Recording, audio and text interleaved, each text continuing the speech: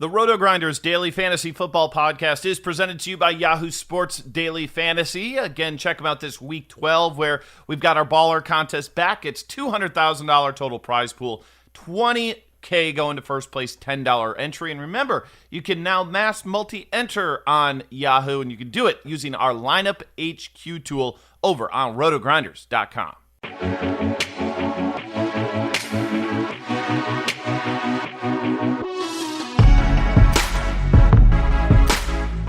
What's going on, guys? Welcome back to another edition of the DFS OGs podcast right here on RotoGrinders.com. Back to talk everything week 12 with my boys, my fellow OGs, Notorious and headChopper. Boys, how we doing? Week 11. Chop, how was it? How's everything going? Welcome in, my man. Everything is going fine. Week 11 was, it was by far my worst week of the year. No doubt about that. I airballed on everything, all the value running backs, terrible, just terrible, man. I just wasn't a good week for me, but it's all right. That's the beauty of it all is if you're managing your bankroll properly and you're playing what you should play, then you can always bounce back the next week because you didn't go all in on one weekend. That's it. I mean, you're going to have ups and downs. It's just part of the game, and you may have long downs and long ups, and it's just that's the way it goes. So very important to balance that bankroll for sure. Notorious, week 11, any better for you, buddy? Yeah, not too much better. I was on a lot of the right plays, but just didn't have any in the same lineup. So, not a great week for me. I actually spent my Sunday Disney on Ice with some friends and their kids. So didn't have to tilt too bad because I wasn't checking the scores all that often. Did you lose more in DFS or Disney on Ice? Because those tickets can't be cheap. Oh, man, tickets and then the little light-up toys. Had to have one of those, obviously. $43 later, something. Yep. Oh, yeah. Good old Disney. You don't even have to be at damn Disney World. They find a way to hammer you either way. Yeah, Disney Plus, Chop. Did we get something figured out on the Disney Plus? I know that was an issue last week. I'm hoping 8 days later we have a resolution. I mean, I have a resolution. I mean, I waited in that chat room for like 8 hours. I just kept it up and they never did respond. So I X'd it out. And then the next day I just went in and got a whole separate Hulu package and paid full price for it. I mean, and I'll sort it out later. But I really. Yeah, I got it, man. And what they wanted to happen happened. They give you some of the free stuff to go along with it. So I get on Hulu and I'm playing around, not thinking I'm ever going to even use Hulu. And I find a show and I just get addicted to it, man. So now I gotta just binge it. So I had to pay the full price for Hulu for no commercials. All right, don't leave us hanging. Gotta know the show. Snowfall. Oh, this is a good show. This is a really good show, man. Absolutely. FX, right? Yep. Oh, yeah. That's one I've been watching as well. Great show there. There's another show on Hulu called Letterkenny that people keep telling me to watch. Kind of out there comedy, but so I may have to do the Hulu as well. PlayStation View shutting down on me. I switched to that. That was my streaming service and got the email that they're cutting the cord on that in January. So got to find me a new home for my viewing pleasure. Derek, Disney Plus for you, or you haven't gone down that route yet? Yeah, don't tell anybody, but I might have stolen my friend's login. So, I'm on Disney Plus now. Is your friend's name David, by a chance? It's not. I have one of those, but no, not Chop. We like to just everyone signs up for like one service, just share the password. It works pretty good. There we go. Hopefully one of our 7 listeners is not an executive with Disney Plus or Netflix. I mean, it's not hard to figure out my passwords. Username Chop, password MILF69. It's everything. I put that on everything, man. All right, you may be locked out of your stuff tonight. I'm going to try to hack in there and get me some Disney Plus. My kids have still not brought it up, so I'm not bringing it up either. But are locked into some Frozen 2 tickets on opening night, so excited about that. That'll be my Friday, spending $100, $200 at the movie theater. So we're going Thursday. Look at that, little early release. I was told Friday it came out. So one other movie note, I saw that The Irishman looks outstanding, and I did not realize that was a Netflix only. The new Scorsese with all the guys, De Niro and Pacino. Have you guys seen that yet? I've seen a preview for it, so yeah, that looks pretty good. Yeah, looks good. So that's on the to-do list as well. But we are here to talk football. We are in week 12, so not many weeks left. As always, we'll cover the main slate. As I always tell you guys, if you're looking for Thursday night, Sunday night, Monday night, tons of content over at RotoGrinders to get you set on that. Next week, we will include the Thanksgiving slate, 3-game slate. You know, everybody's excited for DFS on Thanksgiving, so we will include that in the analysis. So make sure you tune in next week as always. But let's dive into the games here, guys, on the main slate. Look to turn the page. My week 11, solid. You know, was high on Josh Allen, John Brown. That worked out, but Brian Hill was a death blow for me. So about a break-even week. So let's do better here in week 12. Opening game.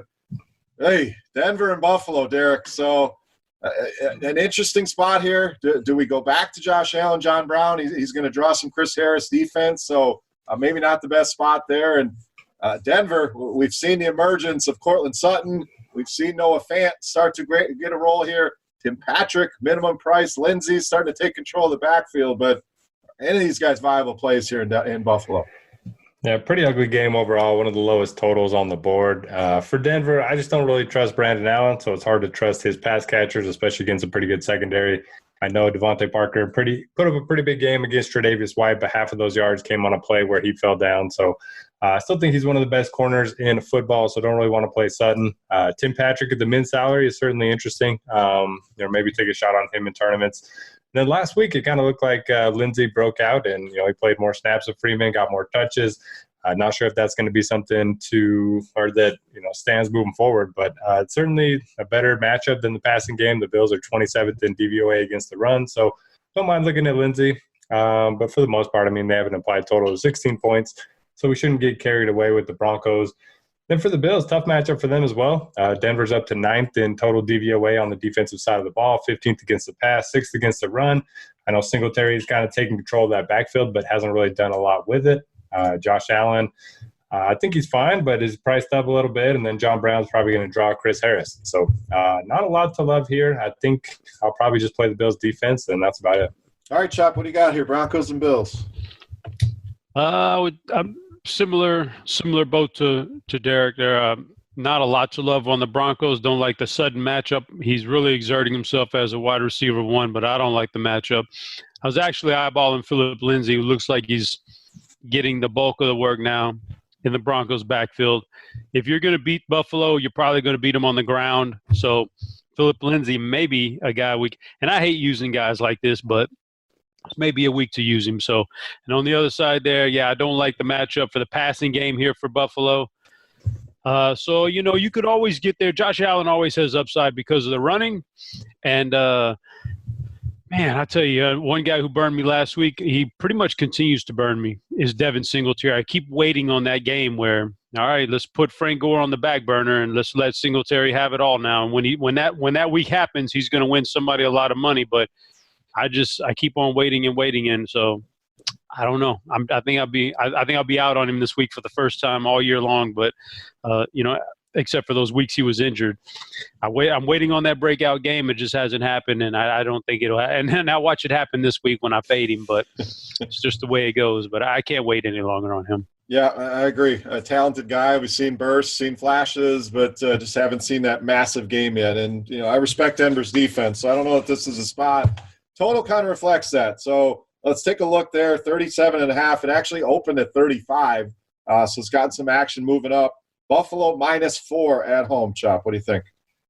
I'm taking Buffalo at home here, minus the points. They feel like a better team. I know people are going to point to their competition and lack of good competition, being why the record is what it is. But I think they're a better team.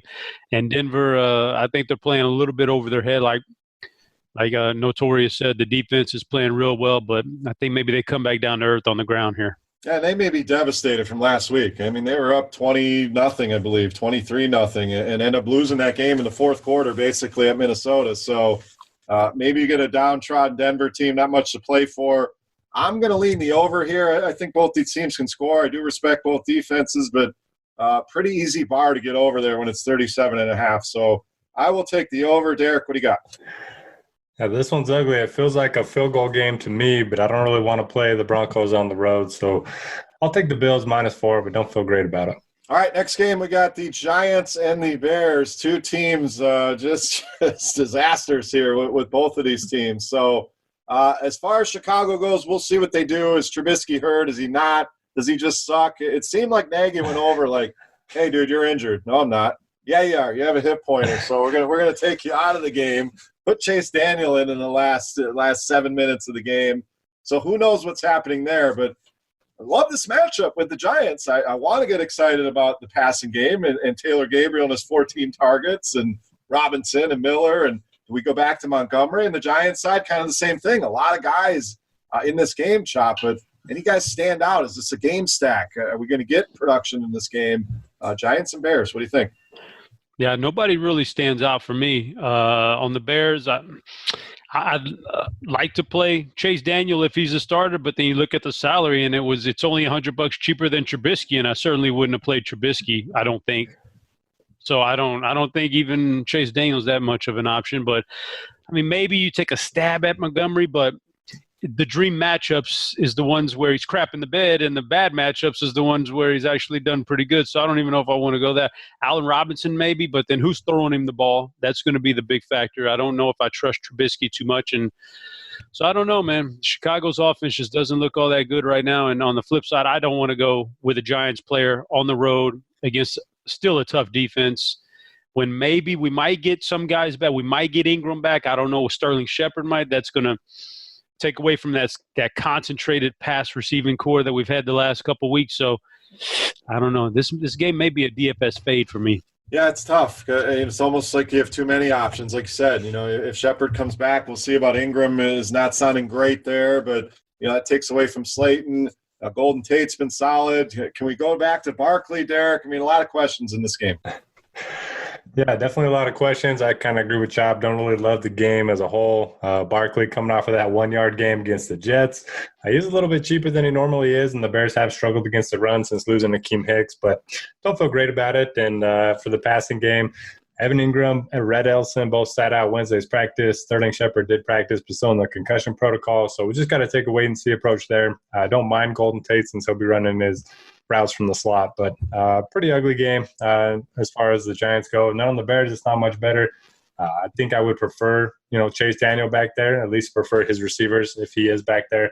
Allen Robinson, we know he's got a big play upside. We know Anthony Miller, 11 targets last week, season high in snaps as well. He's only 4,200, so if I want to look at him in tournaments.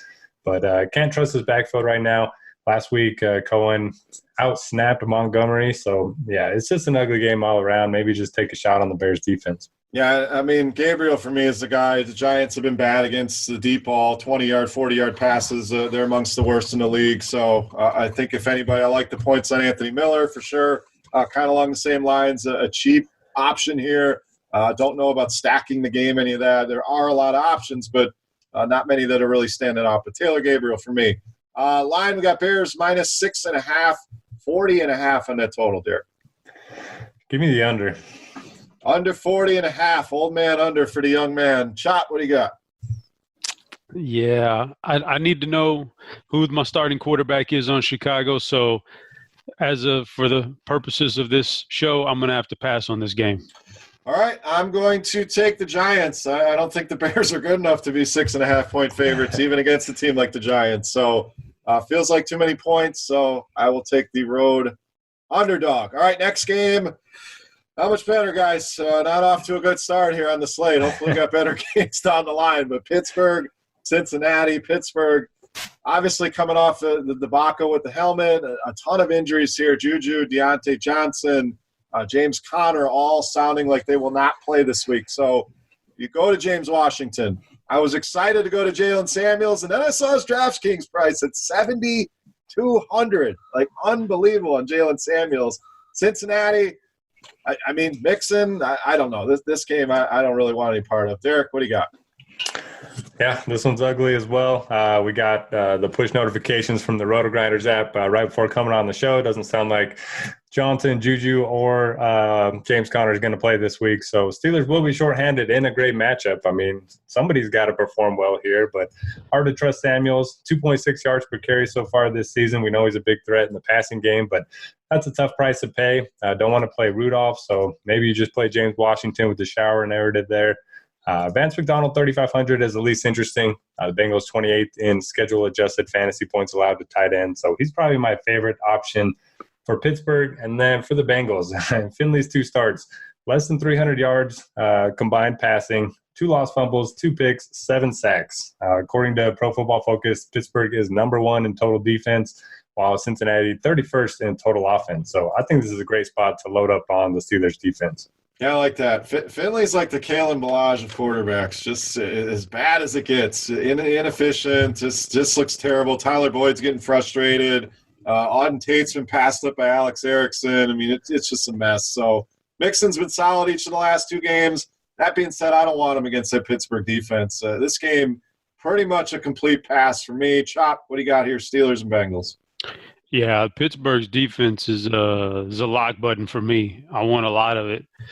I don't see Cincinnati with this quarterback being – I mean, he's been terrible, like Derek said. Everything he said. Don't want Cincinnati, want Pittsburgh's defense. And if I have to pick some Pittsburgh players with those price tags, I guess James Washington with all those injuries is going to be the first guy I put in there. I can't play Mason Rudolph. He's had some decent yardage. I mean, you look at the numbers, don't look terrible, but the way he gets there is so ugly, man.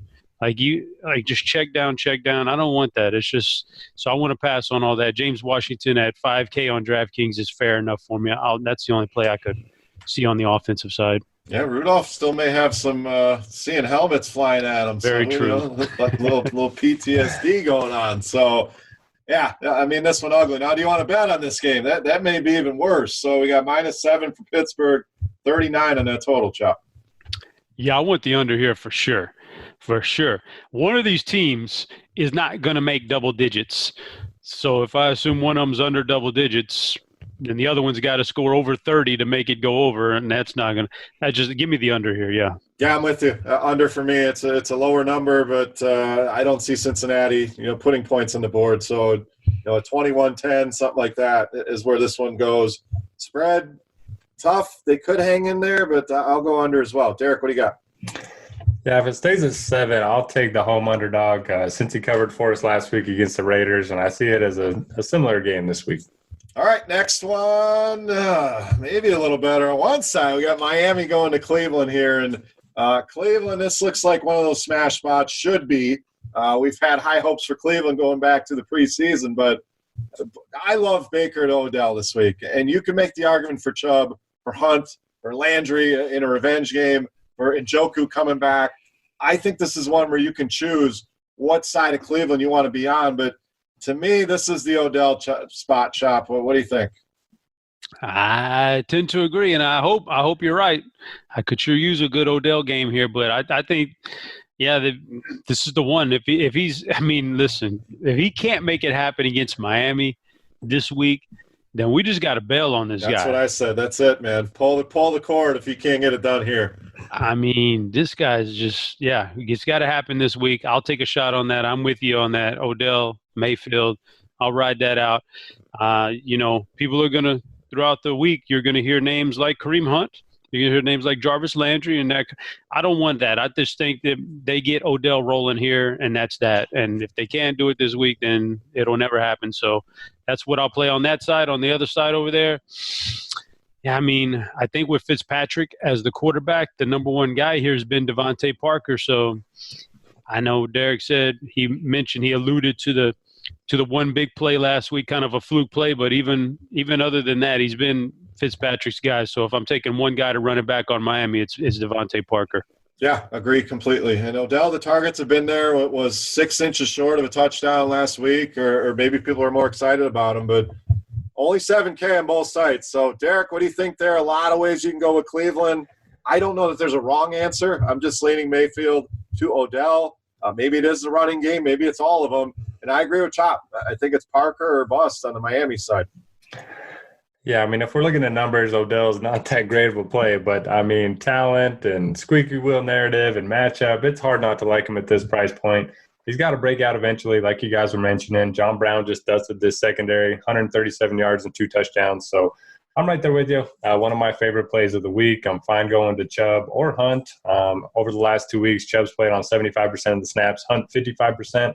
Seems like Chubb's still getting a similar workload in the running game, while Hunt's kind of taking over as the main pass-catching back in the offense.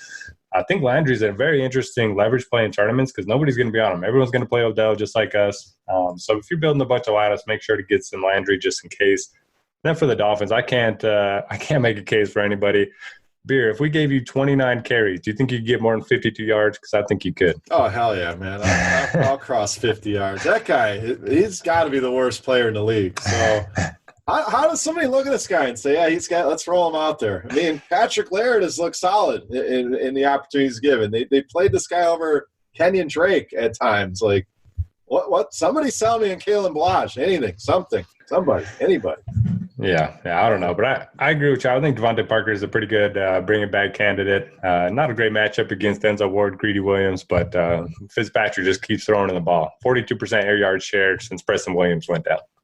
All right, Derek, big spread here. Minus 11 looks like here for Cleveland, total at 44.5. Dolphins had their run. They picked up their 2 wins. I think they're just kind of going to throw in the towel the rest of the year. I'll take the Browns. All right, Chop, what do you got? Yeah, at home, I got to take Cleveland here. I'm going to go over. I think Cleveland, they have the highest projected team total. I think they get into the 30s, and Miami's been pesky enough to put a couple touchdowns on the board. Cleveland's going to be missing some defenders, obviously from the suspensions. Burnett is out for the year, so I think Fitzpatrick can do enough to put points on the board. I will go over the 44.5. Next game. All right, we're getting to some better games here. We get to the NFC South here, Tampa Bay and Atlanta. Atlanta's really turned it on here, Derek, lately, and another good spot at home, especially for the passing game.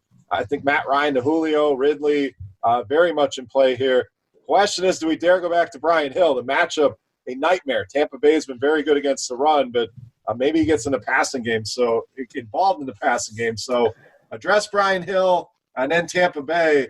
What do we do there? Evans, Godwin, do we dare go back to the running game there? Yeah, love this game. Both run defenses in the top 11 in DVOA, both pass defenses in the bottom 6. So should be a shootout, and it's indoors. We got 2 good quarterbacks at the helm. So love this game. As far as Brian Hill, the only reason I would play him is because I want to spend up at wide receiver. There's a lot of good, elite wide receivers in good spots this week. There's not a lot of good value running backs. So while he's not going to be able to get much going on the ground, he could easily get it done in the passing game. So I'm okay with it at 4,900. Definitely not as high on him as I was last week. But the real story here, Matt Ryan, Julio Jones in an eruption spot, going up against probably the worst secondary in football. Calvin Ridley coming off the big game. I think he's fine once again. Russell Gage is only 3,900. I think you can play him. Doesn't sound like Austin Hooper's going to play. So that opens up a pretty good target share in this offense. And, I think you can just play a number of different players from the Falcons, bring it back with the usual suspects for Tampa.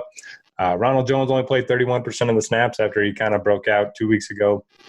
So don't want to play him against a decent run defense.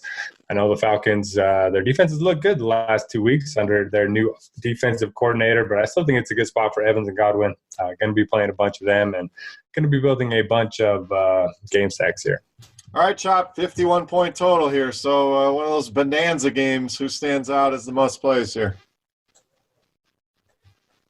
Good, all in the passing game. Like, I don't have much interest in a running back, although it wouldn't surprise me to see Brian Hill break out this week and do something good just because now we're not on him. I could see it happen in the passing game. I think if they need to pass a pass-catching running back, I think he'll be the guy. So, but and then we saw what Ronald Jones can do in the pass-catching game too a couple weeks ago. So I don't, but I like the passing game here with the wide receivers. They're all good. Ridley, Jones, Evans, Godwin. 2 quarterbacks are solid. Super curious. This will be the real test right here. Does switching defensive play callers, mid-season, is it that big of an impact? Because what Atlanta's done the first 2 weeks with their new defensive play caller has been pretty astonishing. If they continue that this week against the Bucs, then I think it's for real, and we need to really readjust all of our models out there.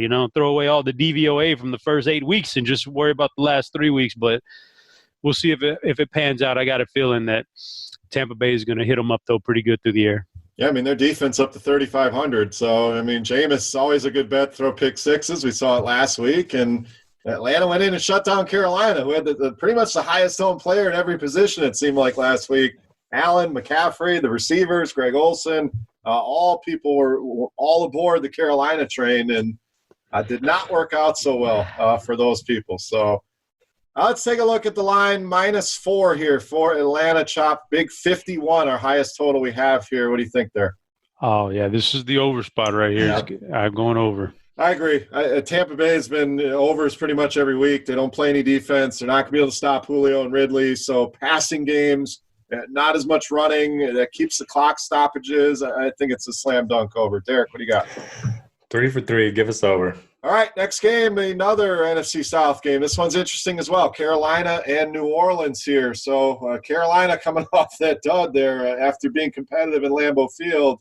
New Orleans, big win on the road in Tampa Bay. So coming back home here, what do we do here, Derek? Again, is it Michael Thomas? Is it Kamara? Is it all the above? And then Carolina, do we just go back to Christian McCaffrey? Do we continue to pay that price? Do you think this run ends anytime soon here? Pretty good defense here for the Saints.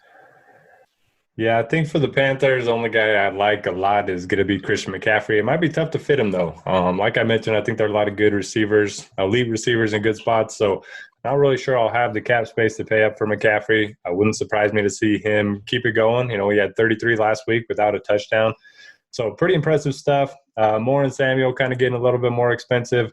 One of them, well, I guess we'll have to wait and see if Lattimore ends up playing. But if Lattimore ends up being out, probably a boost to, both of those guys. But just not really sure I want to play them at these price points. And then for the Saints, same story as always. MT, very expensive across the industry, but, he's had at least 25 fantasy points in 4 straight games. Panthers, very good pass defense and dead last in DVOA against the run. So could be a good spot for Latavius Murray, Alvin Kamara. I still think, that's probably going to be a 60-40 split moving forward.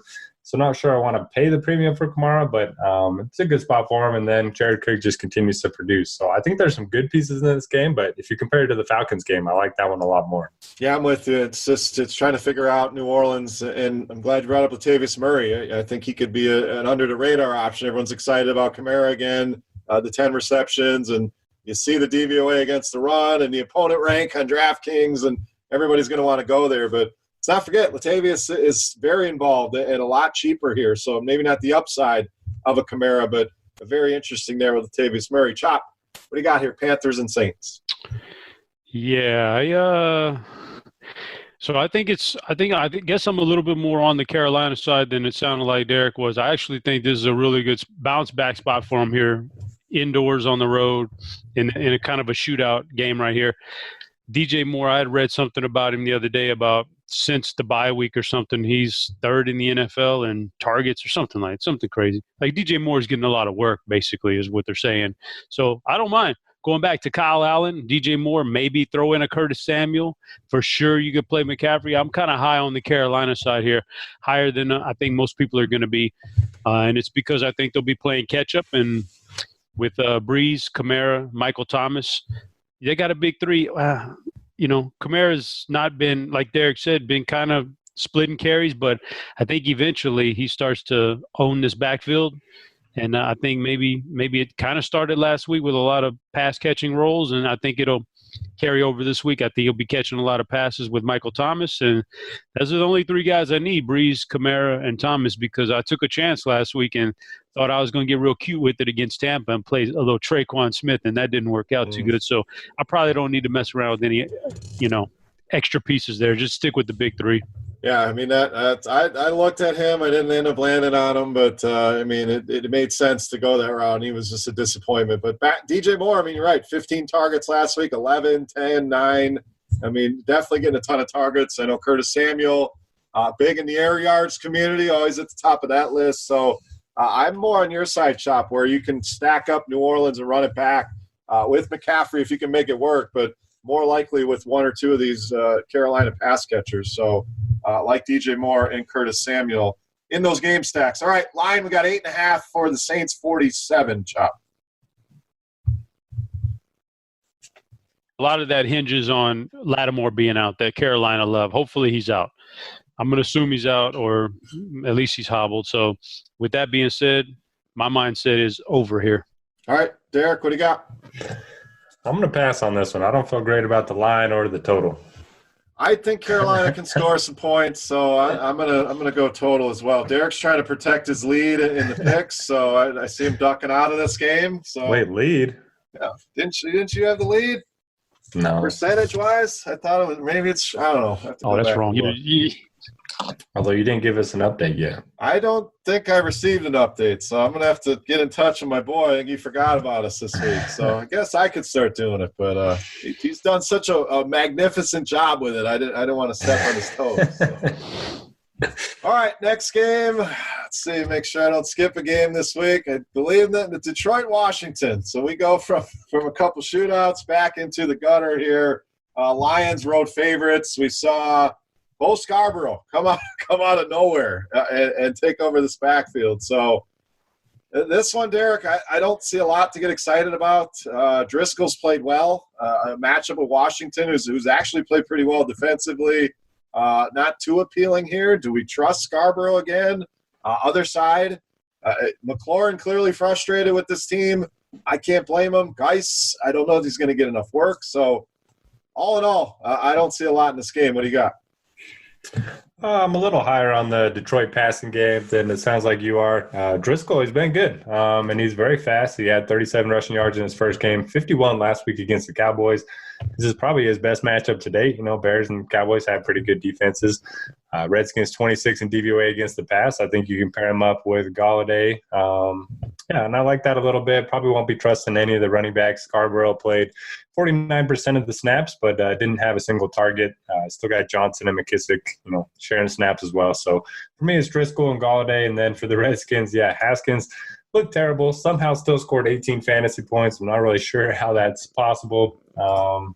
I don't know. I mean, McLaurin should be the guy we want to target here, but didn't work last week. I know they went to college together, played well together in college, but it just hasn't translated at the pro level. So, for me, it's Driscoll, Galladay, and then if I have to bring it back, it'd probably be McLaurin. Yeah, how the hell did he get to 18 fantasy points? I was watching, so he must have done some damage at the end because it was ugly. So, Chop, any more excited about this game than I am? Yeah, I'm stoked about this game. This one's got me. No, I don't know. Detroit is, the Scarborough thing came out of nowhere. I'm not a fan of Jeff Driscoll, so he's putting up good numbers, but I don't know how he's doing it. So the only interest I have there is Kenny Galladay in that game. So on that side of it, so Galladay's my guy over there, and I don't want to mess with anybody else.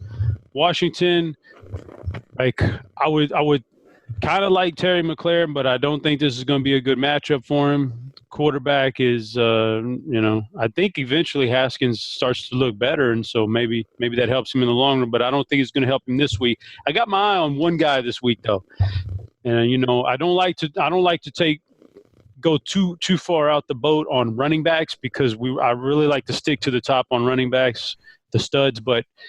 Eventually, Darius Geis is going to be like they're grooming to be the guy. Now, knowing the Redskins and what they should do is just like totally almost punt this year and slowly let him get his 7 to 10 carries every game and not go too crazy. Kind of like what Buffalo does with Singletary, except for Darius is always hurt, so you kind of want to ease him in there. But knowing them, they'll try to show off this new toy, and they'll jam him for like 25 carries in one of these games. I want to be there when that happens because the kid's got talent. So I'll take a shot on Darius guys just in case this is the week it happens. Eventually, it will happen. So that's my guy this week. Sleep. All right. A little off the board there. I mean, he's showing the upside for sure. It's just do they give him the work? So interesting. Question there, and a cheap play with some upside, though, so I don't hate it. All right, we got Lions, 3.5-point road favorites, 41.5 here, Chop. Yeah, being on the road, I can't see the Lions coming out and winning this thing by more than the field goal, so I'm going to take Washington. All right, Derek, what do you got? Give me the over. 41.5, two really bad defenses. I know the quarterbacks aren't great, but I'll take the over. We're all over the board on this one. I'm going to take the Lions. Washington is that bad. I think they win this game on the road. So we got a Redskins bet, a Lions bet, and an over bet. So one of us will be right. Right. And watch it be under, and none of us hit that. So one of us bound to be right there. All right, moving on, and still in the 1 o'clock window. This is one of those weeks where we only have 2 games at 4 o'clock, unfortunately. But next game we have Oakland and the Jets. Oakland coming all the way across the country to take on the Jets. Small favorites here on the road at -3. Guys, I love the spot for Le'Veon Bell, and I think you could go Darnold and some pass catchers as well, Derek. But Bell looks a little bit too cheap, 6,400. $800 cheaper than Jalen Samuels, getting more involved in the passing game here with the Jets. Offense starting to play better. Oakland gives up a lot of production through the air to running backs. So give me some Le'Veon Bell, Derek. What do you think? Yeah, pretty cheap for a workhorse running back, 6,400. We were worried about his knee there for a little bit, but he seems fine. He's had touchdowns in back-to-back games. Could be a 20-plus touch game against the defense that's 22nd in DVOA against the run. So I agree with you. I like Bell quite a bit. We want Robbie Anderson to be the guy in this passing offense, but over the last 3 weeks, Crowder's had a 23% target share, followed by Thomas at 17%, and then Anderson at 10%. So I know he's a deep threat still. He could easily, beat the secondary, but for me, it's just going to be Bell. I don't really want to pay a premium for Crowder. And then for Oakland, it's a good spot for their passing game. The Jets are 21st in DVOA against the pass, 2nd in DVOA against the run. We've seen them shut down a number of good running backs so far this season. So don't want to play Jacobs here, but I do think you can play Tyrell Williams and Darren Waller, both in pretty good spots. All right, Chop, Raiders and Jets. Yeah, I think the Jets are decent enough in the air that I think they could put some points up on the Raiders, so I don't mind their passing game. And Le'Veon Bell is part of that passing game. So Bell, Darnold, Robbie Anderson. Jamison Crowder stands out. He's just getting a lot of looks lately. This is a good matchup for him. So as much as I don't want to play a Jamison Crowder, he's got to stay on the radar because of that. And then on the flip side, Oakland, the passing game is where I want to be. Waller's good, especially this week. When you look at the tight ends on the main slate this week, they're really bad. So Waller's definitely way up on the list. Tyrell, and then a guy I played last week, Hunter Renfrow. Just going to get a lot of looks here down the stretch of the season, and he draws arguably the best matchup for the, attacking the Jets defense. So Hunter Renfrow stays on my radar too. All right, Chop, we got Raiders -3 on the road, 46.5 on the total. Oh, man. Whew. The 3 seems about right on the road, so I'm going to take the over because I think we get some passing work here in this game. All right, Derek, what do you got? Jets money line.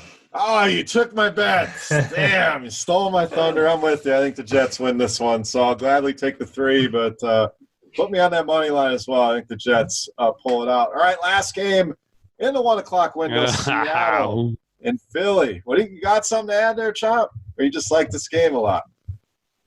I like this game a lot. Okay. You came in like you had something. I didn't want to interrupt the flow. So Seattle and Philly should be a good one. I think there's going to be a lot of offense in this game. You talked about tight ends, Chop. This is one I like, the Philly tight ends. I like Ertz and Goddard here, depending if you want to go expensive or cheap. Ertz getting a ton of targets. Seattle been bad against the tight end. So give me those tight ends for Philly. But we'll give it to you, Chop. Seattle and Philly. What do you got? This is a fascinating game. It's like Seattle is coming off of a bye week, correct? I believe they had their bye week. Yes, that's accurate. All right, so we got that going on. I never like to attack good teams coming off their bye week like that. That's tough. And then on the flip side, you got the Eagles sitting at 5-5 coming off of a loss. Like at some point, I don't want to call this a must win, but man, can they afford to dip under 500 through 11 weeks of the season and still think they're going to make the playoffs when they had Super Bowl aspirations to start this thing? This is an interesting game, right? This is the most interesting game on the board this week, I think, outside of maybe that one in the 3 o'clock window that we're going to talk about in a minute. But so Seattle coming off the bye week, it's Phillies are like a funnel defense. It's tough to run against them, but even every time we say that about Chris Carson, he always finds a way to make his fantasy points against tougher defenses. So he's on there. I don't think we know about Tyler Lockett just yet.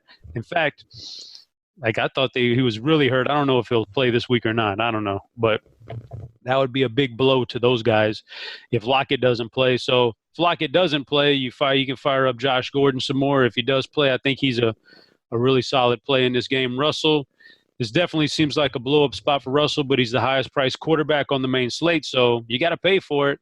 But it definitely seems like one of those games on the road where he's got to keep pace to keep his team in it. Good spot for him. So, and then the Eagles on the other side, we'll see what Jordan Howard does. I would not be afraid to go back to Miles Sanders again. I know he let us down last week, but if Jordan Howard is out, I'd take another stab at him. I think he's got the talent to get there. And then the passing game, more injuries. Alshon sat out last week.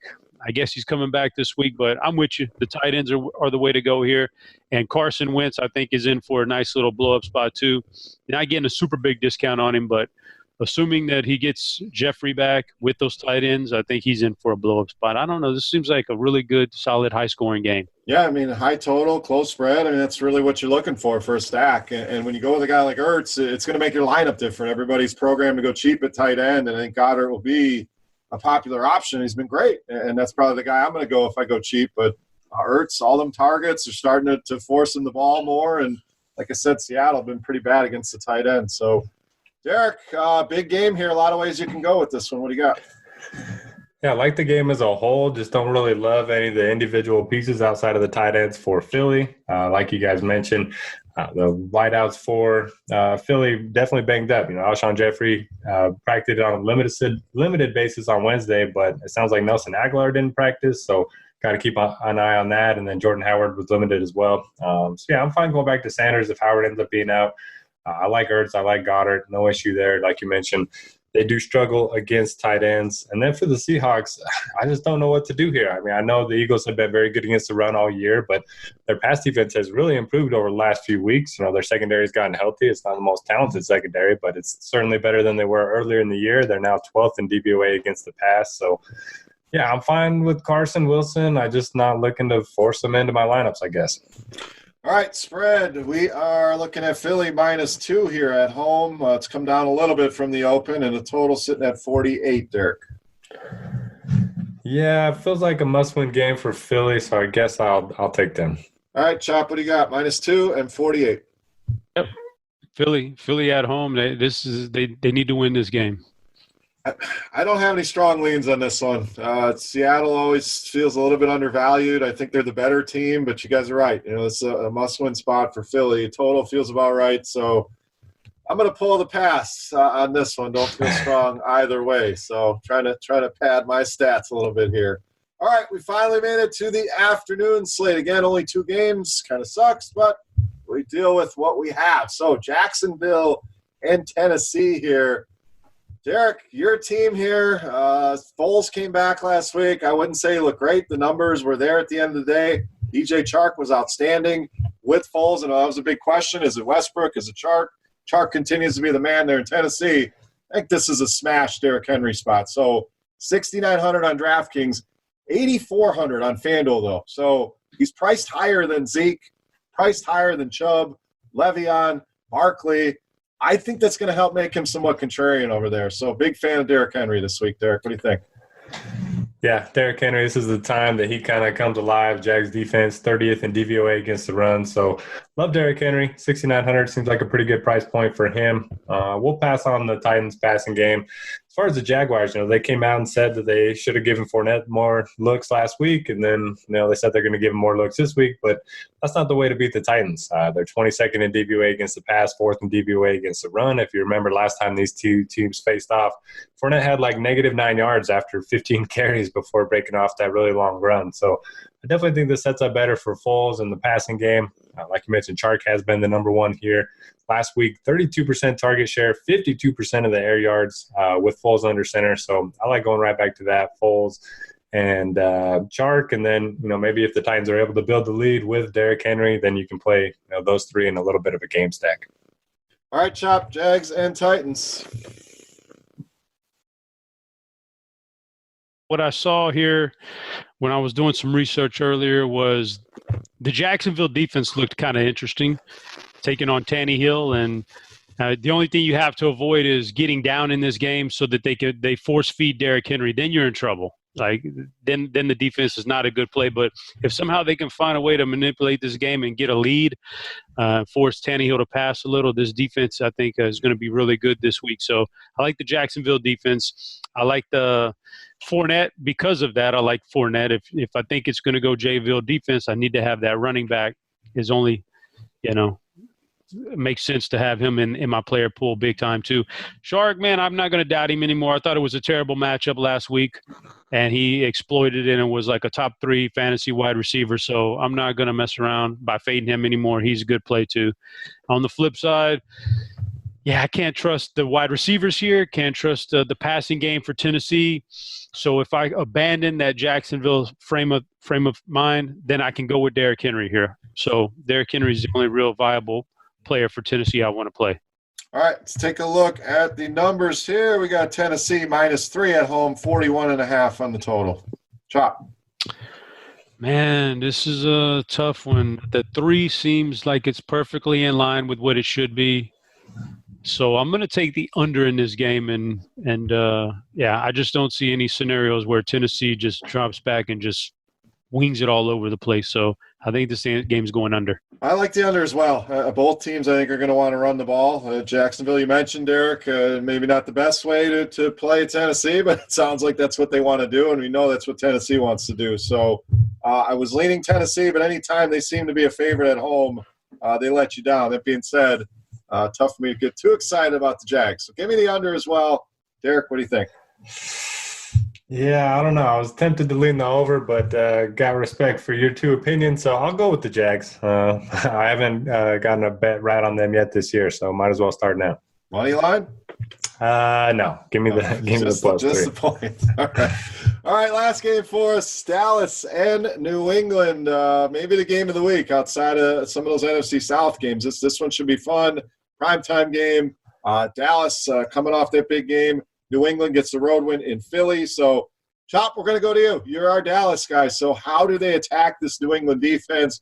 Do we play Zeke? Do we go back to Dak in the passing game? And the Patriots, seems like the same story every week. Really tough to figure out who it's going to be on any given week. Any strong leans there? For the Patriots, I think that the usual suspects are in play, which is I don't not like to mess around with their backfield too much. It's a big mess, so it's usually their passing game. I think it sets up for a decent week for their passing game. Tom Brady is not the highest upside guy on the board. He stays in my player pool this week, but I'm not expecting a ton out of him. I think he's really, what he does. He's really efficient, and he gets you there. He gets his receivers there. So it's the receivers I'm looking at. Good bounce back spot for Sanu, who let a lot of people down last week. Edelman, obviously a great play, and Dorsett is always prone to catch a touchdown pass in this setup right here. So that's what I like for New England. With Dallas, man, I've gone back and forth on this in my head here for the last couple of days, which is I started out with Ezekiel Elliott like, okay, this is how you beat New England's defense. You're going to run the ball. So they're going to run the ball with Elliott. But then I started thinking, Dak Prescott, do I really want to miss out when the Patriots do the zero blitz, and that's what they're doing this year, and they're sending everybody at their quarterback? Do I really want to miss out on Dak hitting Amari or Gallup for one of those big, long touchdowns on that zero blitz? I really think that could happen this week. I really think Dak has the presence and is tough enough to sack in the pocket that extra split second he stays up in the pocket could be the difference between Cooper, a regular wide receivers, a pass falling incomplete, or the quarterback getting sacked, or a guy like Cooper or Gallup taking it 70 yards. So I'm back and forth here, but I do think Dallas puts up points in this game. I don't know which side I want to be on, whether it's the running game or the passing game, but the way Dak's playing, I would not put it past him with these weapons to have an actual decent game in New England. So I like it all, man. Obviously I wouldn't play it all in the same lineup. I would stack this game a little bit, but in some way, shape, or form, Dallas is going to go over that less than 20 team total they have. Yeah, I'm with you. I'm intrigued with Dallas, just figuring out which one you want to attack them with. Right now I'm leaning more the pass, and then you even get into, Mari, tough matchup. Gallup, we saw come on last week. Randall Cobb, has been outstanding the last couple of weeks. So a lot of ways you can go. Derek, any strong leans on Dallas? A Zeke game, a Dak game? Maybe you don't like either. And then New England, is it just play Edelman and mix in some of these receivers? I'm with Chop. Tough to trust this running game right now. Yeah, so this is all speculation, but people smarter than me on Twitter.com that I follow are saying that, the Patriots will likely put Gilmore on Gallup, double team Amari Cooper, which would make sense since he's been so good in one-on-one coverage. And then I can't remember their slot corner, but he's very good too, put him on Randall Cobb. So, I mean, if that happens, that's a pretty good way to stop this passing attack. Not that it'll work, but I kind of lean with Chop's first impression of just playing Ezekiel Elliott. That's kind of the better way to attack the Patriots right now. So I'll play Zeke. I know he hasn't looked great, but I think this could be a big game for him. And then for the Patriots, Tom Brady, under 20 fantasy points each of the last 4 games. The running back situation is always tricky. Not a great matchup anyway, so I'll probably just play some Edelman. And then if Sanu, if he's healthy, I think you can look at him too. All right, on the line, we got New England -6.5 at home, 46 on the total, Derek. I'll take the Cowboys with the points. I think Patriots have had a really soft schedule to open the season. I think the Cowboys are better than they're getting credit for in this one. Yeah, I'm with you. This is one of my favorite picks of the week. I like Dallas with the points. I think they can keep this game close, potentially win this game. So I'll gladly take the 6.5. Chop, what do you got? Man, you guys, you're stealing my stuff here, man. Yeah, I mean, I like Dallas. Okay, I'll go. I'm going Dallas on the point spread for the show. For the people, I'm giving you Dallas on the money line. Oh, yeah. Outside of that one's got to be worth an extra point if he nails that one. Anytime you get a big underdog on the money line, some bonus points there. So we're all on Dallas, but should be a good game, no doubt. Just wish we had a bigger 4 o'clock slate. But again, is what it is, and that will wrap us up. For the analysis for Week 12, guys, anything you want to add? Football, life, or whatever you want to add here. Derek, what do you got? Yeah, last week to get into the drawing for the RG swag bag and the free month of RG Premium, all you got to do, leave a review, hopefully 5 stars on iTunes. Say something nice about the OGs, screenshot it, send it to me on Twitter. Last week, only 3 people did it. So right now, your odds are pretty good of winning, that free package. Come on, guys. We can do better. 3 people. I know we only got 7 or 8 listening, but we can at least get 5 or 6 of you to do it. So, and my boy Eric, we need an updated spreadsheet here. So hit me up with that again, buddy. It's good entertainment for the show, and got to see if we keep our record up there. Chop, what do you got here before we get out of here? I mean, we got this time next week. We'll be enjoying or getting ready at least to enjoy Thanksgiving. So. Yeah, it's winding down. This is the last week with any buys. So after this week, we'll have all teams playing. And then once you get past Thanksgiving, you'll have the huge main slates again. So I'm looking forward to all that. It's been a fun ride so far, but man, it goes by so quick, guys. I say it all the time, but it does go by quick. But it's been a fun ride, man. Can't wait. Yeah, certainly. And again, next week we will cover the Thanksgiving slate. We won't leave that one out. So we'll have full coverage on that, our favorite plays, and some bets for it. I mean, nothing better than DGen and some Thanksgiving with some DFS, some bets while you're sitting there with your family. And as always, we'll cover the rest of the games on the main slate that following Sunday. So that'll do it. Derek, one more thing. So did you guys fall for the old Gronk's got a big announcement coming up? Then he showed up at the Lakers game doing the dance with the cheerleaders. I did not see that happen. I knew he wasn't coming back. I thought it was him slinging his weed business. I know he's gotten into some of that. So you got to see this video. He was born to be a Lakers cheerleader. That guy, man, it's just living the life right now. I can't even be mad at him. So, yeah, did not see him coming back to football. I mean, when you're doing all that, why do you need football? I mean, go and live it up. So certainly what he's doing. Chop, you good? Any final thoughts besides your last final thought? You want some final thoughts? Maybe you wanted to pitch in on Gronk or any more frustration with Disney Plus or a little preview of Thanksgiving? I didn't see the Gronk thing, but let me see. Final thought. Here's one for you guys. If you want some free money, Derek is nailing these NBA projections along with the guys he's working with. The NBA projections they put up are just spot on this year. There you go. Just, go do a little optimizing, pick a few guys that optimize and print money is what I'm being told. So. Oh, we're not supposed to endorse optimizing a cash lineup with everybody else, but let me tell you, it works. If you were to do that, it does work. Yeah, if you were to do that. So, but go check it out for sure. I know Derek puts a lot of time into that. So, NBA so far so good. All right, that's about an hour here, so we're going to wrap it up. We will be back next week again, covering everything. A little Thanksgiving preview and covering Week 13. For Notorious, for headChopper, I am Beer saying salut. Best of luck this week, guys. Thank you for listening. We'll see you next week.